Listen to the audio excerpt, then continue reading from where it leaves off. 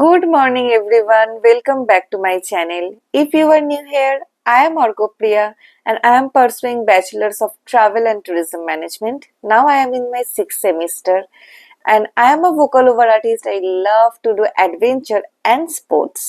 তো দেখো সকাল সকাল ঘুম থেকে উঠে আমি কিন্তু ফ্রেশ হয়ে আগে করে নিচ্ছি আমি আমার ব্রেকফাস্ট।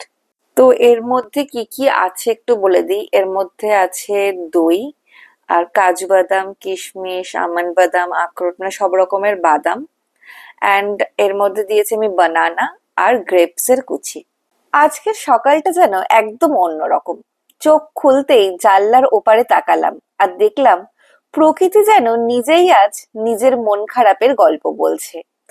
আকাশ জুড়ে সেই পরিচিত ধূসর আভা, আর তারপরেই অঝোর ধারায় ঝমঝম করে বৃষ্টি। বৃষ্টির এই শব্দ আর গন্ধের সাথে আমাদের অনেকেরই এক গভীর আত্মিক টান রয়েছে। কেউ চায় চায়ের কাপে চুমুক দিয়ে জানলার ধারে বসে বৃষ্টি উপভোগ করতে, আবার কেউ চায় এই বৃষ্টিতে কোনো অজানা পথে হারিয়ে যেতে। সত্যি বলতে বৃষ্টির এই যে ছন্দ, এই যে মাটির সোঁদা গন্ধ, সবকিছু মিলিয়ে মনের ভেতর এক অদ্ভুত ভালো লাগার সৃষ্টি হয়, যা হয়তো অন্য কোনো সময় পাওয়া যায় না। কিন্তু বৃষ্টির এই কাব্যিক রূপটা সবসময় কি আর উপভোগ করা যায়? যখন জানি যে আজ কোনো ছুটি নেই, যখন জানি দায়িত্বের টানে আমাকে এই বৃষ্টির বুক চিরেও ঘর থেকে বেরোতেই হবে, তখন বৃষ্টির সেই রোমান্টিক ছন্দটাই যেন একটু হঠাৎ করে অন্যরকম শোনায়। মনে হয় প্রকৃতি কি আজ আমায় একটু আলসেমি করার সুযোগ দিতে পারতো না? কিন্তু না, বাস্তবের মাটিতে আমাদের সবারই একটা অদৃশ্য রুটিন থাকে, আর সেই রুটিনই আমাদের বৃষ্টির দিনে সবটুকু রোমান্টিকতা তুচ্ছ করে কাজের জগতে টেনে নিয়ে যায়। আজকের এই অঝোর ধারার বৃষ্টি আর আমার আজকের এই কর্মব্যস্ত সকাল সব মিলিয়ে এক অদ্ভুত দ্বন্দ্ব তৈরি করেছে মনের কোণে। একদিকে বৃষ্টির সেই মোহময় ডাক, আর অন্যদিকে জীবনের দায়বদ্ধতা। কিন্তু দিন শেষে এটাই তো জীবন, বৃষ্টির বাধা থাকুক বা না থাকুক, আমাদের সব বাধা পেরিয়ে তো চলতেই হয়। এই অঝোর ধারায় বৃষ্টি দেখতে দেখতে হঠাৎই মনটা অনেকটা অতীতে চলে গেল। একদম ছোটবেলায় সেই দিনগুলোর কথা খুব মনে পড়ছে। তখন বৃষ্টির শব্দ মানেই ছিল এক চরম উত্তেজনার মুহূর্ত। বেশি বৃষ্টি হলে স্কুল থেকে ছুটি ঘোষণা করে দিত, কিংবা অনেক সময় বৃষ্টির তেজ দেখে নিজেরাই স্কুলে যাওয়ার নাম করতাম না। মা বাবাও সেরকম বকুনি দিত না, কারণ রাস্তার কন্ডিশন মাঝে মধ্যেই জল জমে খুব খারাপ হয়ে যেত, বাড়ি ফিরতে বাস পাবো না, ট্রেন পাবো না, অসুবিধা হতে পারে। তো সেই দিনগুলো সেরকম ছুটি কাটতো আর কি। আর শুধু স্কুল কেন, কলেজে রেগুলার ক্লাস করার সময় এই একই স্বভাব ছিল। বৃষ্টির দিন মানেই ছিল একটা এক্সট্রা ছুটি বা অলিখিত স্বাধীনতা। আজ যাব না, এই একটা লাইনের মধ্যে কতটুকু আনন্দ লুকিয়ে থাকতো তা তখন বুঝতাম না। কিন্তু আজ যখন জানলার বাইরে তাকিয়ে দেখি রাস্তাঘাট সব জলে ডুবেছে, হঠাৎই মনে পড়ে সেই ফেলে আসা দিনগুলোর কথা। এখন তো আর সেই সুযোগ নেই। অফিস তো আর বৃষ্টির দিনে ছুটি থাকে না। দায়িত্বের চাকা আজ বড় কঠিন। ছোটবেলার সেই বৃষ্টির দিনগুলো, সেই বৃষ্টির দিনের আলসেমি আর মনের মতো করে হারিয়ে যাওয়ার সেই অদ্ভুত স্বাধীনতা, সত্যি ছোটবেলাটা ভারী সুন্দর ছিল। সো গুড মর্নিং গাইস, সুপ্রভাত। আরো একটি নতুন দিনে তোমাদের স্বাগত।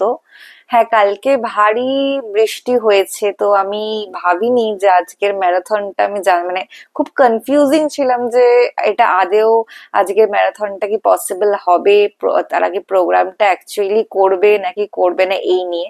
তারপর দেখলাম যে না, রাত রাত বাড়তে বাড়তে মোটামুটি ওয়েদার ক্লিয়ার। সো ইয়েস, আজ ছিল আমার ম্যারাথন, আর আজ হলো হচ্ছে ওয়েস্ট বেঙ্গল ফাউন্ডেশন ডে 2026। এটারই সেলিব্রেশন একটা ম্যারাথন আজকের দিনে ছিল। তো এটাই ভাবছো তো যে এই রাত্রির বেলা আমি কোথায় যাচ্ছি? এটা রাত্রিবেলা না, এটা হলো হচ্ছে ভোরবেলার সিন।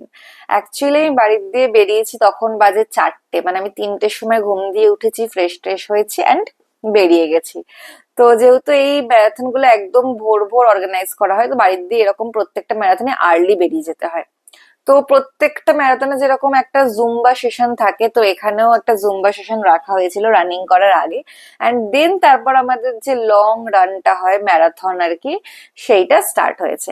আর এই ম্যারাথনে কিন্তু আমি একা যাইনি, আমার বোনও আমার সাথে গেছিল পার্টিসিপেট করতে। আর দেখো রানিং করে আমার খুব জোর খিদে পেয়ে গেছিল, তো আমরা একটু পাস্তা খেয়ে নিয়েছিলাম। তারপর আমি আর বোনও ট্রেনে করে এখন বাড়ি ফিরছি। সো দেখিয়ে দেখবা চট করে যেখান দিয়ে কি কি দিয়েছিল। তো দিয়েছিল দুটো বানানা, দুটো কেক, একটা ওই মাজা, একটা মমস ম্যাজিক বিস্কিট, একটা T shirt.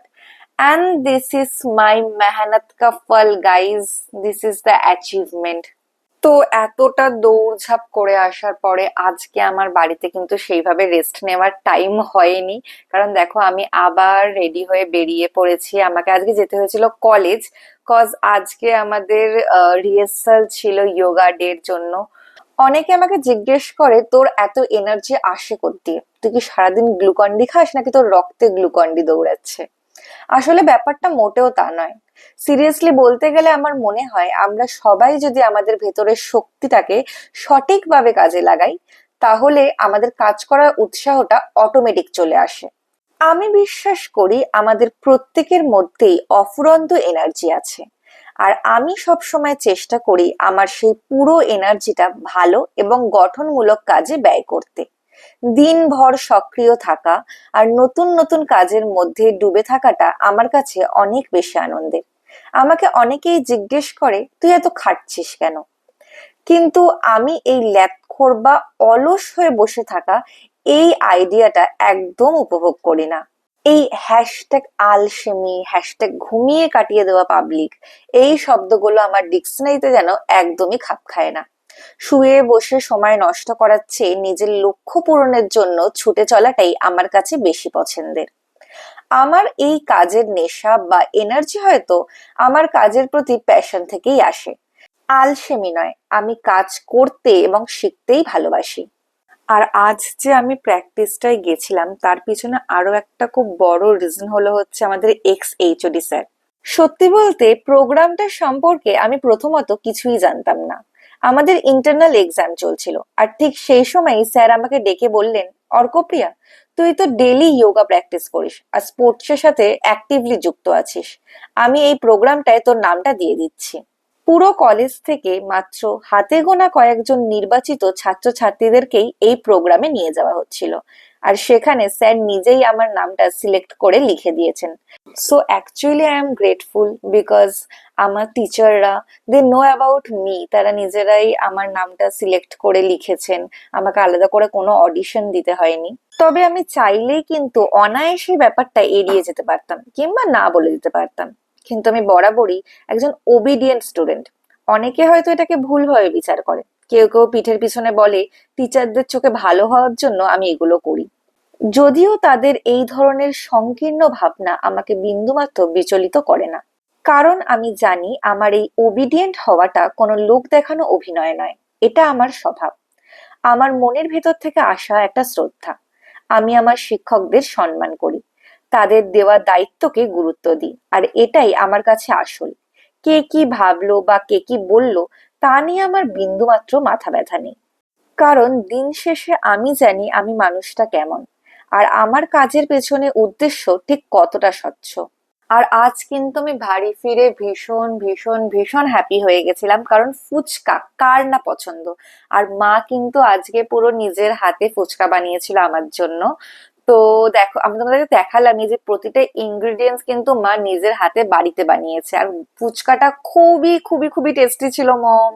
So love you মাম্মা, এই ফুচকাটা বাড়িতে বানিয়ে খাওয়ানোর জন্য। তো আবার আমি ওয়েট করে থাকবো যে কবে তুমি আবার ফুচকা বানাবে, তবে আবার খাবো। আর তোমাদেরকে আজকের ডিনারটাও শেয়ার করলাম। আজকের জন্য এটুকুই, আবার দেখা হবে নতুন কোনো ভ্লগে, ততক্ষণের জন্য বাই।